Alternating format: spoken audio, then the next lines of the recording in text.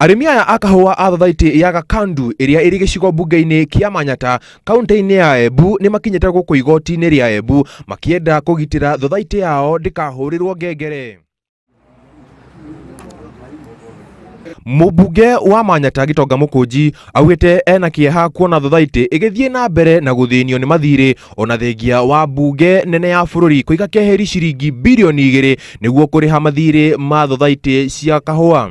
Ningesema ya kwamba kwa sababu tuliweka pesa, ni vizuri serikali isichukue fursa yenyewe kufanya auction ya factory ambayo tumeweka pesa kwa budget ndio iweze kuiviwa deni yake.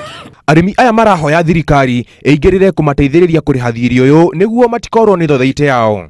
Matongoretio nĩ mũikarĩri gĩtĩ wa thothaitĩ ĩno Bernard Ndwiga maugĩte thothaitĩ ĩno ĩkoretwo na mũrigo wa thirĩ wa ciringi milioni 60 ũndũ ũrĩa wĩigĩte thothaitĩ ĩno hatĩka-inĩ ya gũtahwo.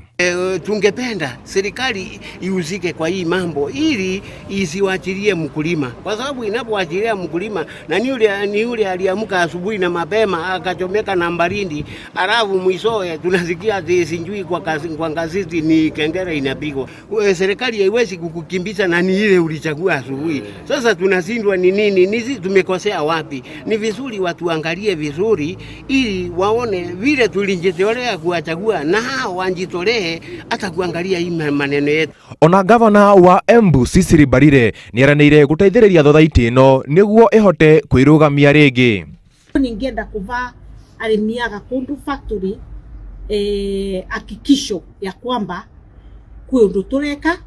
Professor Kithure Kindiki nĩ mwacundetwo ĩyo no mbete PS wa cooperatives ũrĩa twaririe nake mũthĩ kĩrako na no ũraroria ũrĩa gũtũteithia na bado natu nĩ tũrageria ũrĩa tũgũteithania through kũthiĩ gotire na mawakiri yetu a county. Handũ-inĩ ha Inooro TV ndĩ kaunti-inĩ ya Embu njĩtagwo Mwangi wa Shira.